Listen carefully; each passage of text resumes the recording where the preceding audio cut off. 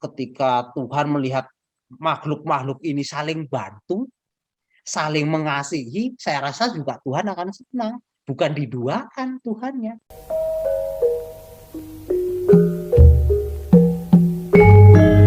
Yang baru-baru ini sedang viral di Mandalika.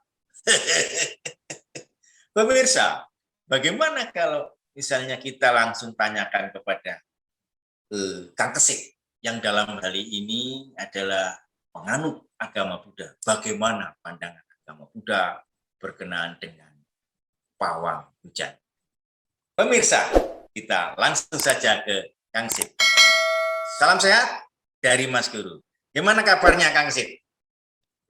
Kabar baik Mas Guru. Siap. Saya ingin tanyakan Kang Kesit, bagaimana pandangan agama Buddha atau Buddhism mengenai pawang hujan? Silakan. Oke ya, terima kasih. Sahabat siswa Buddha, perlu saya sampaikan, saya sekarang di Lampung dan Mas Guru ini di Jambi. Maka kami mengadakan bincang-bincang lewat Zoom ya. Memang beberapa hari yang lalu, tepatnya di hari Minggu ya, kita sama-sama tahu viral di mana ada pawang hujan yang membantu proses pelaksanaan ajang MotoGP di Mandalika. Nah, itu suatu kebanggaan bagi kita. Indonesia sudah mampu mengadakan menjadi salah satu tempat untuk ajang MotoGP. Nah, tadi pertanyaannya bagaimana sih pandangan agama Buddha tentang pawang hujan gitu ya. Nah, perlu saya sampaikan, saya ulang kembali bahwa dalam pandangan agama Buddha memang kita hidup tidak hanya sendiri. Agama Buddha mengenal 31 alam kehidupan, seperti silakan sahabat siswa Buddha cek di atas ini ya. Pernah saya sampaikan ada 31 alam kehidupan. Yang jelas kita bisa lihat adalah alam manusia, alam binatang. Itu bisa kita lihat. Tetapi ada juga alam-alam yang tidak bisa dilihat oleh semua orang. Hanya orang-orang tertentu yang memang memiliki kemampuan untuk berkomunikasi, untuk melihat makhluk-makhluk yang tak tampak itu seperti alam peta, asura, alam neraka, alam dewa, atau alam surga, dan seterusnya. Nah, dalam agama Buddha, mengenai pawang hujan tadi, bisa saja ada dua kemungkinan yang bisa dilakukan. Yang pertama adalah karena bantuan dari makhluk lain ya, yang selain alam manusia tentunya. Ada bantuan dari makhluk lain. Memang ada makhluk-makhluk yang bisa dimintain tolong oleh manusia. Perlu saya sampaikan, minta tolong ini bukan berarti kita memuja mereka. Bukan berarti kita menyembah mereka.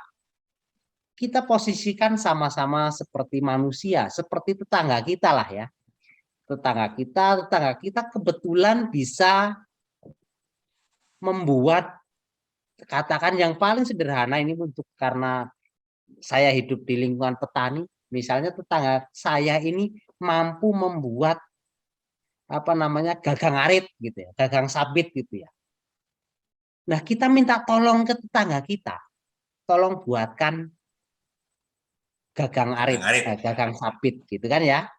Nah, itu kepada manusia, itu tetangga kita. Nah, sama halnya seperti pawang hujan tadi. Meminta tolong kepada makhluk di luar manusia yang memang memiliki kemampuan untuk misalnya menggeser mendung tadi. Memang ada makhluk-makhluk di luar manusia yang memiliki kemampuan itu. Nah, kita minta tolong ke mereka untuk membantu maksud kita ini Kalau tadi kita minta tolong ke tetangga, maksud kita pengen punya arit yang punya gagangan gitu.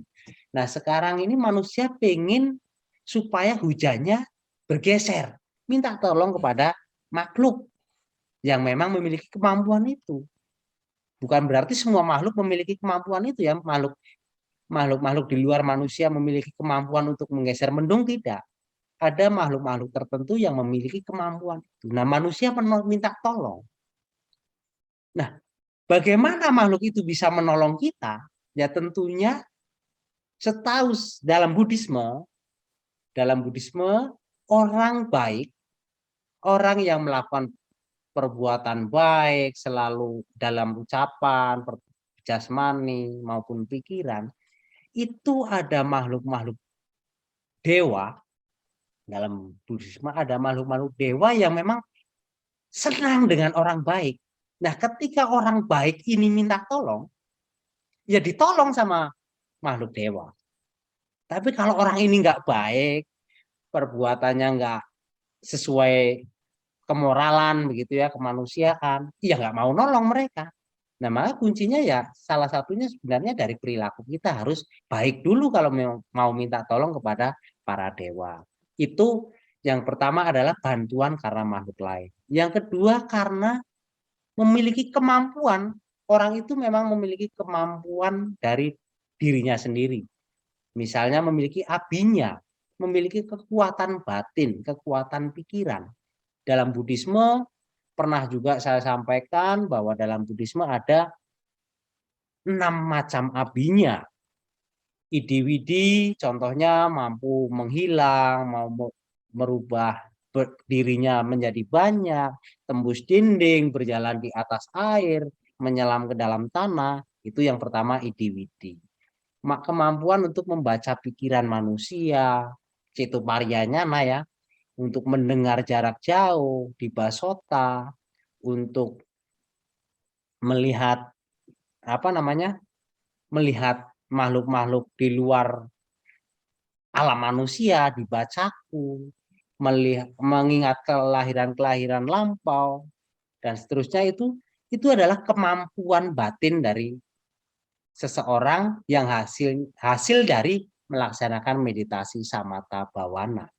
Nah, ketika ini bisa jadi karena kemampuan dari abinya atau kemampuan dari kekuatan pikiran orang tersebut atau karena bantuan makhluk lain. Nah, dalam Buddhisme, ketika kita meminta bantuan kepada makhluk lain, bukan salah, tidak salah. Karena apa? Ya kita harus juga membantu mereka. Makhluk-makhluk, maaf ini ya, dalam tanda kutip, makhluk-makhluk di alam rendah juga sebenarnya butuh bantuan manusia. Mereka contohnya kita doakan semoga berbahagia atau kita melakukan patidana, pelimpahan jasa. Mengenai patidana juga pernah saya sampaikan di atas ini, bisa sahabat siswa Buddha cek ya. Nah, ketika kita sudah membantu mereka dan kemudian kita minta bantu mereka, ya sama dengan tetangga kita lah. Kalau kita sudah sama-sama saling bantu, sudah sama-sama saling berbuat baik, saling kasih mengasihi, ketika kita butuh minta tolong, ya mereka siap bantu. Tapi kalau kita sudah benci mereka, nggak kenal dengan mereka, ya kita minta bantu mungkin dicuekin lah gitu ya.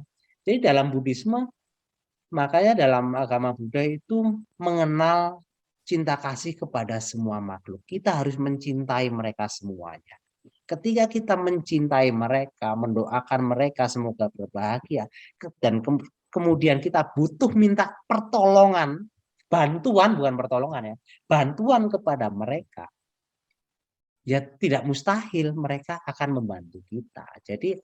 Jadi dalam Buddhisme sangat-sangat tidak bertentangan mengenai pawang hujan tadi ya. Jadi ada dua kemungkinan, memang kemampuan orang itu sendiri karena kekuatan batin atau kekuatan pikirannya, atau karena bantuan makhluk lain.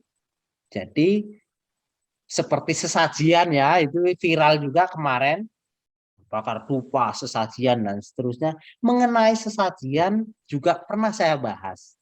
silakan sahabat siswa Buddha juga cek ya. Cek juga video saya mengenai sesaji dalam pandangan agama Buddha. Salah atau bagaimana, silakan dilihat. Jadi itu penjelasannya mengenai agama Buddha. Pandangan agama Buddha tentang pawang hujan sangat-sangat tidak bertentangan dengan Buddhisme. Dan itu tidak salah. Bukan kita menduakan Tuhan. Bukan. Karena Tuhan juga senang lah katakan begitu kalau kita mau berbicara secara umum ya. Kalau kita mau berbicara secara umum, ketika katakan misalnya secara umum ini Tuhan adalah suatu kekuatan yang maha tahu, maha melihat, secara umum dikatakan begitu, tapi secara Buddhis memang ya, kalau secara Buddhis memang tidak seperti itu ya. Tapi saya bicara ini secara umum bahwa ketika Tuhan melihat makhluk-makhluk ini saling bantu, saling mengasihi, saya rasa juga Tuhan akan senang. Bukan diduakan Tuhannya. Tapi kalau misalnya kita sesama tetangga saling bantu kan senang ya. Saya yakin senang. Tuhan juga senang kan gitu. Nah, ketika ada makhluk manusia dengan makhluk alam lain itu saling bantu ya saya rasa Tuhan juga senang, bukan diduakan terus benci dengan kita, bukan. Jadi dalam Buddhisme ketika kita saling bantu sesama makhluk, apapun itu makhluknya, mau binatang, mau alam peta, mau alam asura, mau alam neraka, alam dewa dan seterusnya, ya saya rasa nggak ada yang salah di situ. Itu dalam pandangan agama Buddha seperti itu. Ya. Oke, terima kasih Kang Kesit. Pemirsa, ternyata ada dua persepsi mengenai pawang hujan. Yang pertama karena kemampuan dari orang itu atau karena bantuan dari makhluk lain. Namun secara umum pemirsa, tergantung dari perbuatan manusia. Kalau manusia itu baik, maka orang atau makhluk lain akan baik kepada kita. Namun sebaliknya, ketika kita jahat, kita membenci makhluk, membenci orang, barangkali makhluk itu disuruh juga damai. Betul, betul. Demikian pemirsa, bincang-bincang kali ini mengenai pawang hujan dilihat dari pandangan agama Buddha. Semoga bermanfaat. Terima kasih atas perhatiannya. Salam sehat dari Mas Guru. Monggo.